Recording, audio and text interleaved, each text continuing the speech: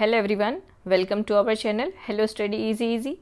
Myself Seema Yadav, and today we are going to solve an exercise of class 8th textbook, English textbook, that is Purvi, and unit first का जो chapter number 3rd है, that is wisdom paves the way.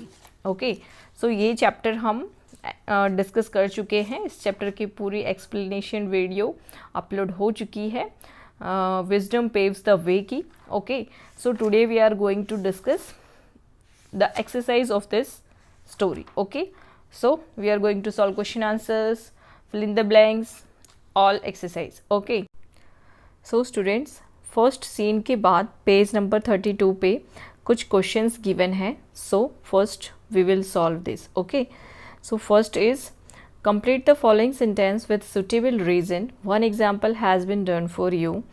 Share your answer with your classmates and teacher. Okay, आपको reason देना है. कोई statement आपको given है, उसका रीज़न देना है. जैसे फर्स्ट आपके लिए किया हुआ है, Shivdatt said, I believe it has been over a week, perhaps even longer. कहता है कि एक हफ्ता हो गया और शायद एक हफ्ता से ज़्यादा भी हो गया है. Because it had been a long time since they left the village. क्योंकि एक काफ़ी लंबा वक्त हो गया था उन्हें अपना गांव छोड़े, इसलिए वो ऐसा कह रहे थे. तो ये रीज़न दे दिया. ओके, नेक्स्ट देखते हैं. Devdutt said, indeed we ought to be united in this hope, that's why we pressed on towards Ujjain. Because वो ऐसा क्यों कहता है कि हमें डिटर्मिनेशन के साथ, दृढ़ निश्चय के साथ आगे बढ़ना चाहिए, उज्जैन की तरफ जाना चाहिए. क्योंकि they wanted to meet the king of Ujjain, है ना, वो वहाँ राजा से मिलना चाहते थे.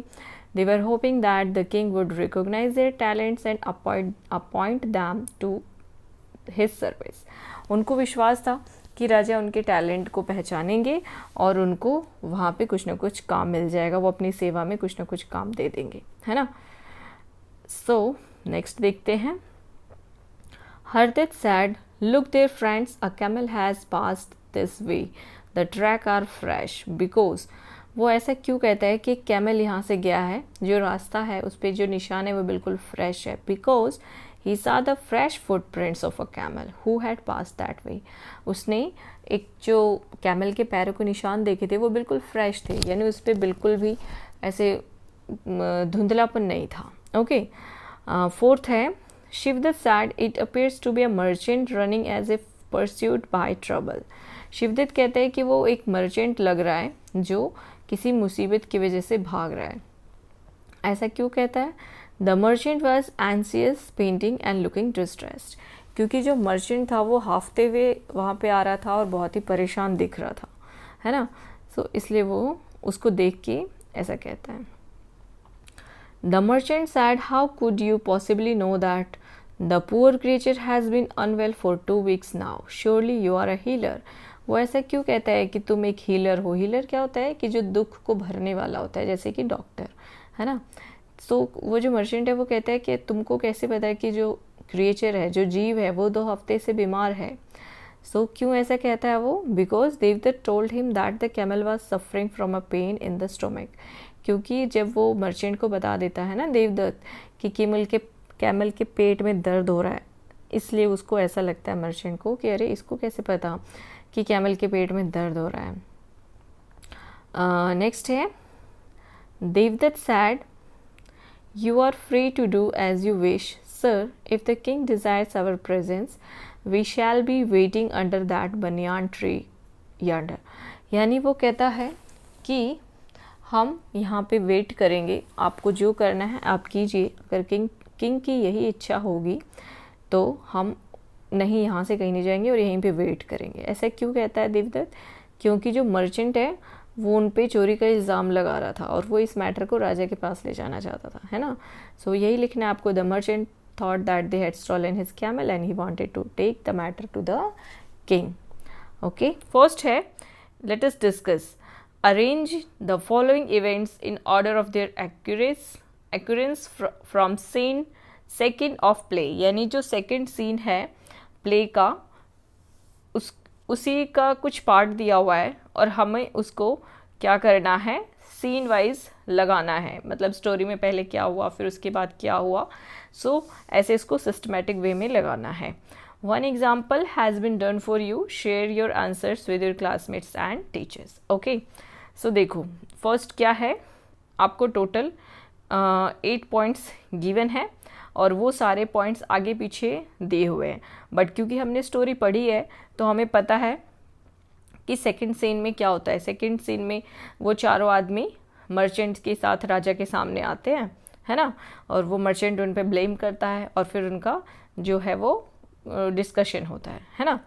सो हम देख लेंगे इसके आगे के पॉइंट्स कौन कौन से हैं। फर्स्ट तो है जिसमें है the king makes the 4 young man his advisers impressed by their skills.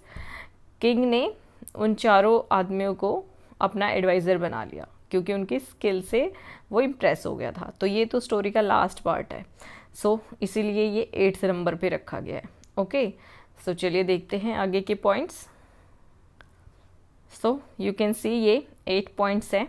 तो फर्स्ट सबसे पहले क्या हुआ होगा, आपको कैसे पता चलेगा, आपको पहले सारा पढ़ना पड़ेगा। Ramdutt explains how he infers from the tracks that the camel is lame.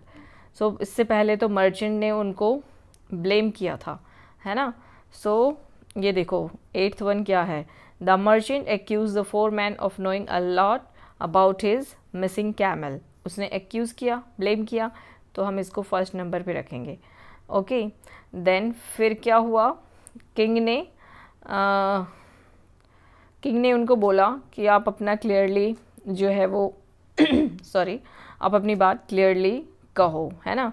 सो ये देखो कौन सा है वो, the king asks the merchant to clear state his acquisition. Yes, so ये सेकंड नंबर पे रखेंगे। ओके, सेकंड नंबर पे ये आ गया 3rd वन।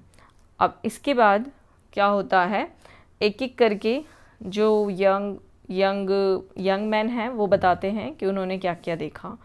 सो रामदत्त सबसे पहले वो किसके बारे में बताते हैं कि उसका एक पैर जो है कैमल का ख़राब है।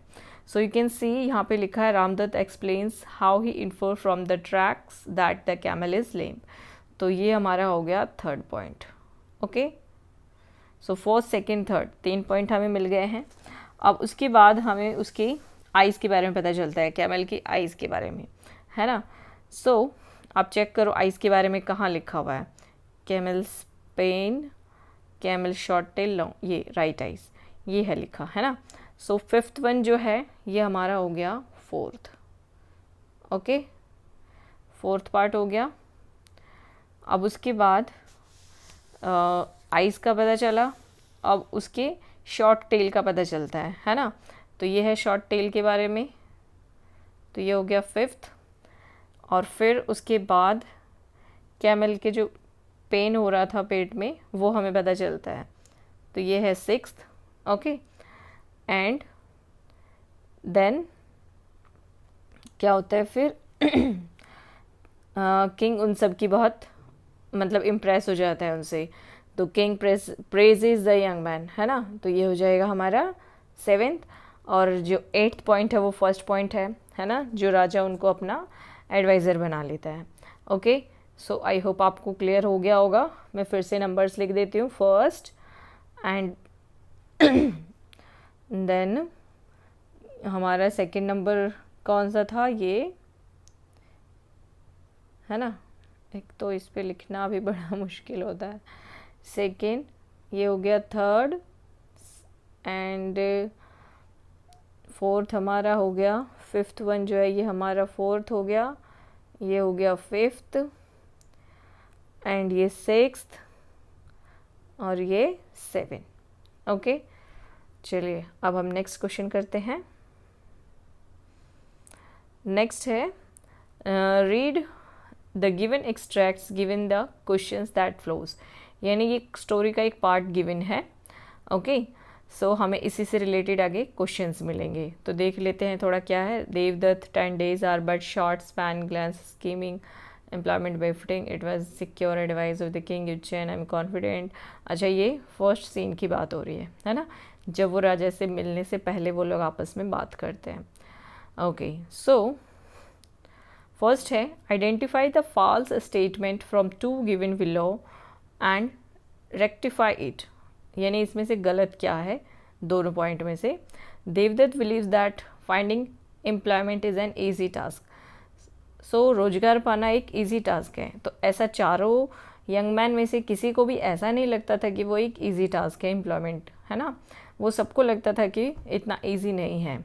ओके, सो ये तो हो जाएगा false. Okay, Ramdatt is confident that the king would recognise their talents. Yes, Ramdatt को कॉन्फिडेंस था, है ना।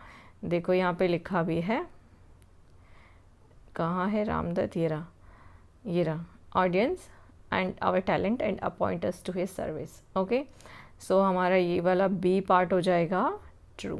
Okay, what does Ramdutt confidence in gaining the king's recognition tell us about him. यानी रामदत्त का जो कॉन्फिडेंट है वो उसके बारे में क्या बताता है। So you can write tells that, आपको यहाँ से तो पहले पूरा लिखना है। Ramdutt confidence in gaining the king's recognition tells us about him that he is very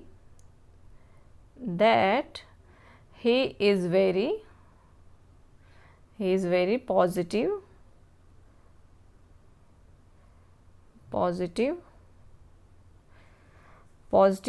and confidence in their abilities. Okay, आप लिख सकते हो he is very positive and very confident person.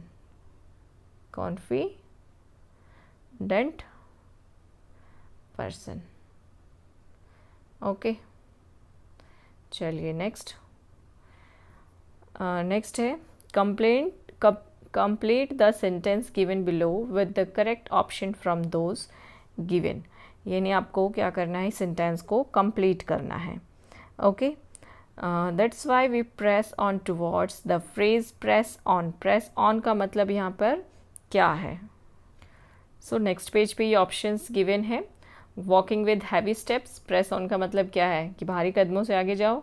Moving forward with determination, I think यही होगा, है ना, कि वो पूरी डिटर्मिनेशन यानी दृढ़ निश्चय के साथ आगे बढ़ें। नेक्स्ट भी देख लेते हैं। Slowing down frequently for rest, नहीं, रेस्ट नहीं करना था उनको। Stopping briefly to save time, नहीं। सो ये बी जो है ये इसका एक्यूरेट आंसर है। ओके, नेक्स्ट है Hardatt says we need to devise a strategy we can be inferred about हरदत्त's character from his statement। अब हमें हरदत्त के कैरेक्टर के बारे में बताना है। वो कहता है कि हमें एक प्रॉपर स्ट्रेटजी चाहिए। सो क्या होगा, he is doubtful, no. He is eager to rush, no. He is cautious and thoughtful, preferring up to plan ahead, yes.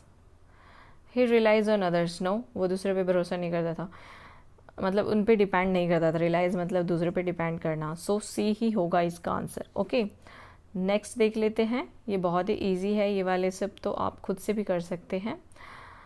Next क्या गिवन है, to the four man king कहता है you have demonstrated remarkable intelligence. अच्छा, ये king last में जो है वो बताता है उनके बारे में। Ramdatt stepping forward, your highness, yes. आगे देखते हैं, चलिए। select the point that is true for both assertion और reason। अच्छा, मतलब ये जो दो है ये इनकी इस जो ऊपर हमने बातें पढ़ी, ये जिस टॉपिक के बारे में दिया हुआ है, राजा उनके लास्ट में क्या करता है, तारीफ़ करता है ना, और उनको अपना एडवाइज़र बना लेता है। ओके, सो और आर जो है वो इसमें क्या, वो देखो दो बातें दी हुई है ना, assertion और आर रीज़न, इसका मतलब ये है। ओके, सो चलिए देखते हैं क्या है।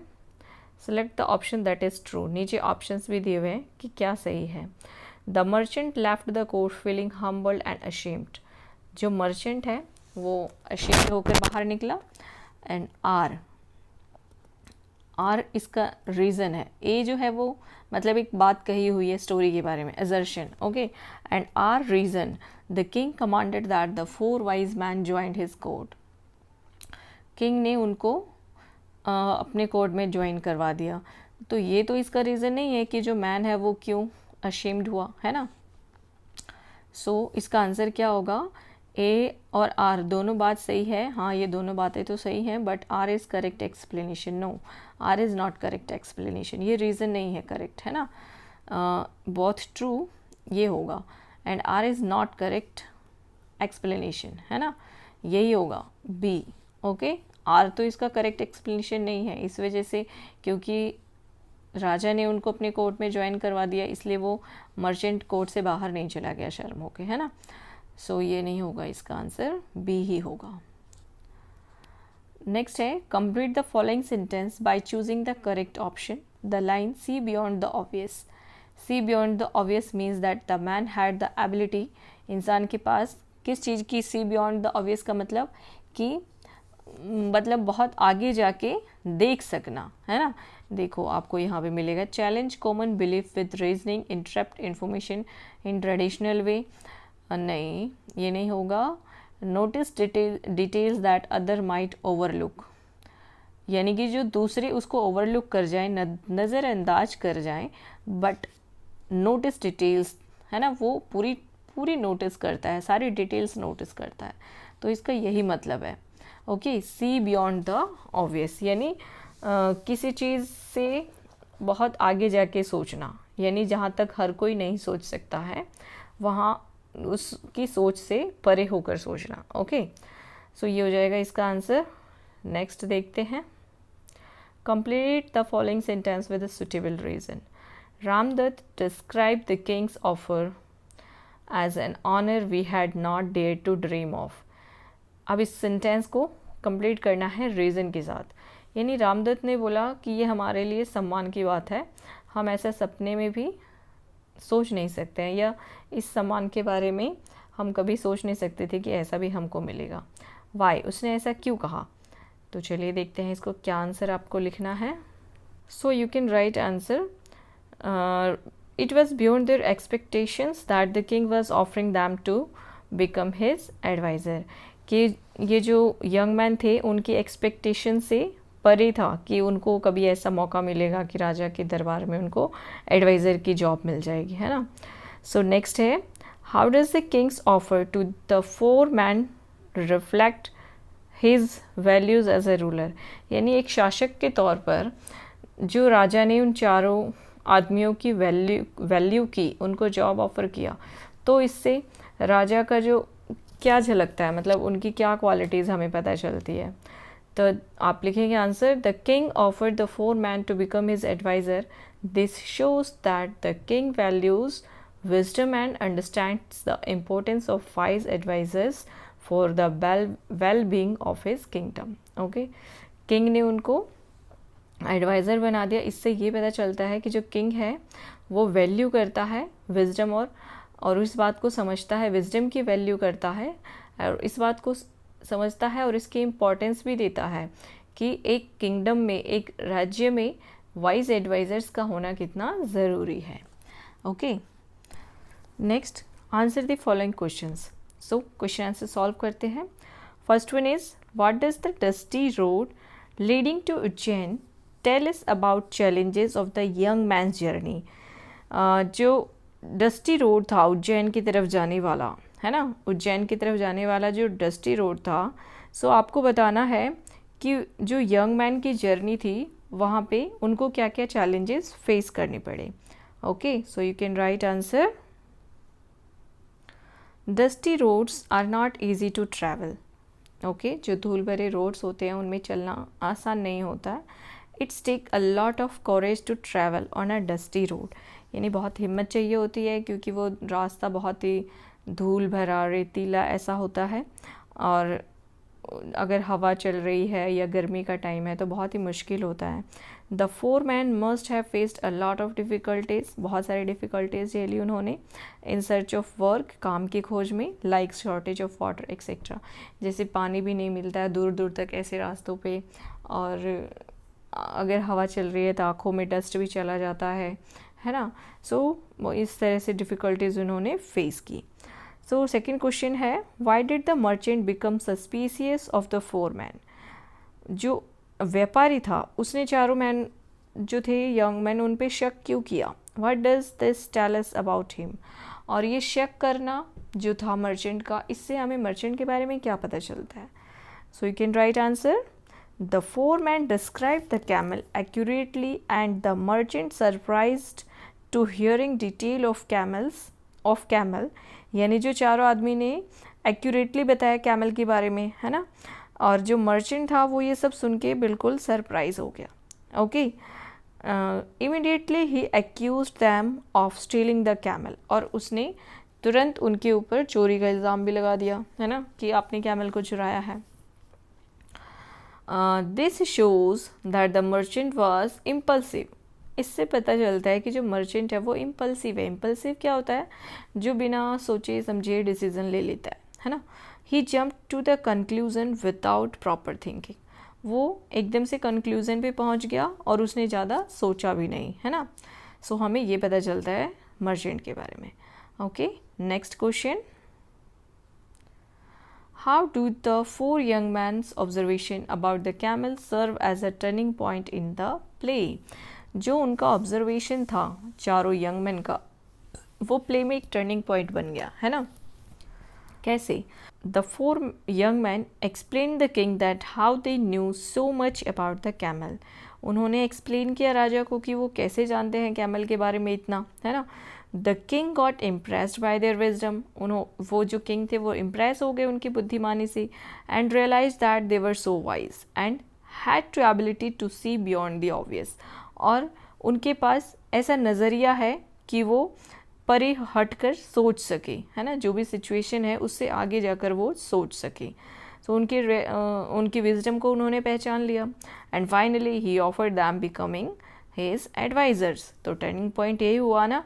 वो गए तो थे वहाँ पे, मतलब उन पे चोरी का इल्ज़ाम लगा था, बट वो बन क्या गए? उसके किंगडम में adviser. Okay, so that was the turning point. Question number 4. Why did the king believe the four young men and not the merchant? King ने उन चारों व्यक्तियों पे विश्वास किया बट मर्चेंट पे नहीं. Why? The king believed the four young men because they used logic and clear observation. है ना, उन्होंने लॉजिक दिया और क्लियर ऑब्जर्वेशन उन्होंने बताया कि क्या उन्होंने देखा और उससे क्या उन्होंने समझा, है ना. While the merchant's claim was based on assumption, but जो मर्चेंट था उसका जो क्लेम था, उन्होंने जो उस पर इल्ज़ाम लगाया था वो सिर्फ एक एजम्पशन था, यानी उन्होंने सिर्फ अपनी अनुमान लगाया कि हाँ ऐसा ऐसा हो सकता है. ओके, उनके पास कोई लॉजिक नहीं था. And 5th one, how does the capability of 4 young man make them suitable to become adviser? कि जो चारों यंग मैन थी उनकी कैपेबिलिटी कैसे उनको एडवाइज़र बना देती है. The 4 young man's capability shows that they were very clever. यानी जो उनकी कैपेबिलिटी से उनकी पता चला कि वो बहुत ही क्लेवर हैं, फुल ऑफ विजडम, पूरे बुद्धिमान है वो. Have the ability to see beyond the obvious and all these qualities make them suitable to become adviser. ये सारी क्वालिटी थी उनके पास जिससे कि वो एक सुटेबल एडवाइज़र बन गए किंगडम में, है ना, जो उनका राजा का दरबार था वहाँ पे. नेक्स्ट क्वेश्चन है, why does the merchant feel ashamed for accusing the 4 young man of stealing his camel? जो मर्चेंट था उसको मतलब बहुत ही शर्मिंदा फील हुआ वो कि उन्होंने इन चारों पे कैमल को चुराने का इल्ज़ाम लगाया. Explain in your words. Yes, वो शर्मिंदा था, है ना. So you can write answer, the merchant felt ashamed because he realised his hasty accusation was wrong.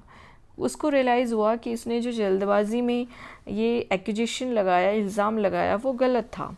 He jumped to the conclusion that young man were thieves. वो एकदम से ही jump कर गया डिसीजन पे कि वो चोर हैं विदाउट प्रॉपर एविडेंस. उसके पास कोई एविडेंस नहीं था. And the king also rejected his false claim. और किंग ने भी उसके इस झूठे इल्ज़ाम को रिजेक्ट कर दिया. इसलिए, है ना, इसलिए जो मर्चेंट था वो अशेम्ड फील किया उसने. ओके, सो ये क्वेश्चन आंसर्स कंप्लीट हो गए हैं. आगे देखते हैं क्या है. Next fill in the blanks है, let us learn. Complete the sentences by filling in the noun form of the textual word given the brackets. यानी जो ब्रैकेट में वर्ड दिए हुए हैं इसका नाउन फॉर्म आपको भरना है ना. तो नाउन फॉर्म, नाउन बना के इसका यूज़ करना है. तो नाउन कैसे बना सकते हैं, जैसे डिड्यूस है तो इसका डिडक्शन हो जाएगा, ऑब्जर्व है तो ऑब्जर्वेशन, ऑब्जर्व क्या है, वर्ब, और अगर हम इसमें ऑब्जर्वेशन कर देते हैं तो वो नाउन बन जाता है. ओके, सो इसी तरह से इसमें हम फिल करेंगे. जैसे फर्स्ट है some word games need a lot of thought and deduce. तो डिड्यूस यानी डिडक्शन, हम यहाँ पे क्या फिल कर देंगे, डिडक्शन, डिडक्शन.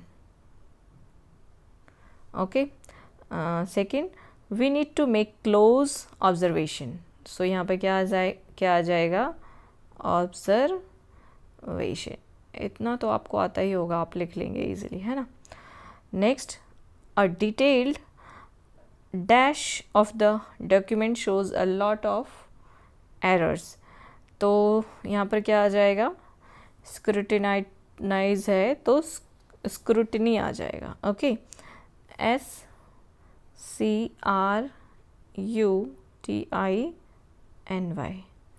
ओके, नेक्स्ट देख लेते हैं.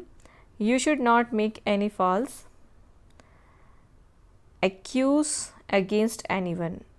False accusation है ना, यहाँ पर क्या आ जाएगा कि आपको गलत आरोप नहीं लगाना चाहिए. accusation, ACCUSATION.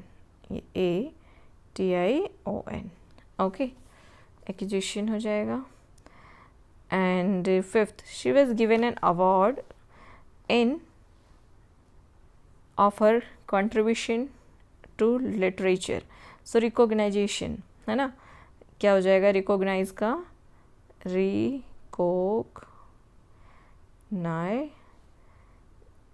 recognition. Okay, next देखते हैं. Match the expressions in column 1 with their meanings in column 2. यानी यहाँ पे आपको कुछ वर्ड्स दिए हुए हैं, ओके, जिनको जैसे विद ऑल आवर हर्ट्स है ना. सो ये एक्सप्रेशंस दिए हुए हैं और इनकी मीनिंग इस तरफ दिए हुए हैं, तो आपको मैच करना है. जैसे फर्स्ट है with all our hearts. Just a minute. With all our hearts यानी पूरे दिल से, तो इसका मतलब क्या होगा, सरप्राइज्ड नहीं होगा, स्टार्ट शेयरिंग टुगेदर नहीं, एग्जैक्ट एंड एक्यूरेट नहीं होगा, कंप्लीट सिंसियरिटी यानी पूरी सिंसियरिटी के साथ, with all our hearts. Okay, so first में आ जाएगा ये. ओके, एक सेकेंड.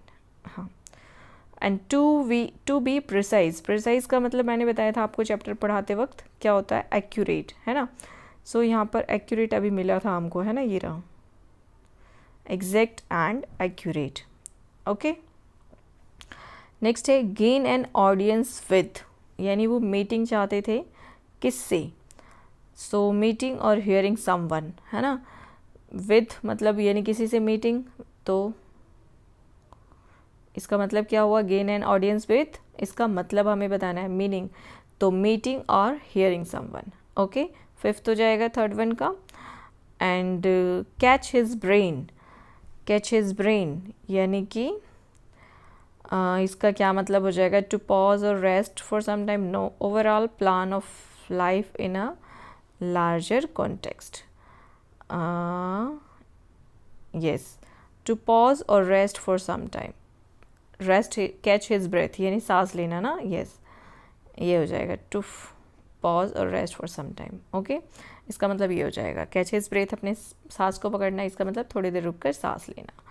नेक्स्ट है इरप्ट्स इन एप्लॉज, यानी क्या करना, चीयरिंग करना है ना. एप्लॉज कहते हैं ना कि आप एप्लॉजिंग मतलब क्लैपिंग करो, तो उसको चीयर करो, तो ये हो जाएगा start cheering together. Grand scheme of things. So इसका क्या मतलब हो जाएगा, ओवरऑल प्लान ऑफ. यस, ये हो जाएगा स्कीम ऑफ थिंग्स यानी पूरी तरह से सोच समझ के प्लानिंग करना. Okay, taken aback. Taken aback मतलब एकदम से सरप्राइज होना. सो ये सरप्राइज कहाँ है, ये रहा first one. Then more than meets the eye. So क्या हो जाएगा? Hidden information, third one. Okay, I hope आपको समझ में आ रहा हो. देखो मैं आपके नंबर्स ही लिख देती हूँ. जैसे इसका क्या था, फर्स्ट का 6th एंड सेकंड का था 4th. ओके, एंड थर्ड का है 5th, फोर्थ का क्या है 7th one. Okay, and fifth का है ये 2nd. ओके, 4th का था 7th एंड 5th का 2nd और 6th का कौन सा था? Grand, yes 8. Okay, and 7th का फर्स्ट वन एंड इसका क्या था? Third one. Okay, that's enough for today. So students, I hope आपके लिए ये वीडियो हेल्पफुल हो, और अगर हेल्पफुल है then please hit the like button, share with your friends so that they can also use this proper knowledge. Okay, and subscribe the channel. and और क्या करना है आपको? कमेंट ज़रूर करना है. ओके, कि आपको वीडियो कैसी लगी, हेल्पफुल है या नहीं. Okay, and if any doubt is there so you can also do comments. Okay, so students, thank you, have a nice day.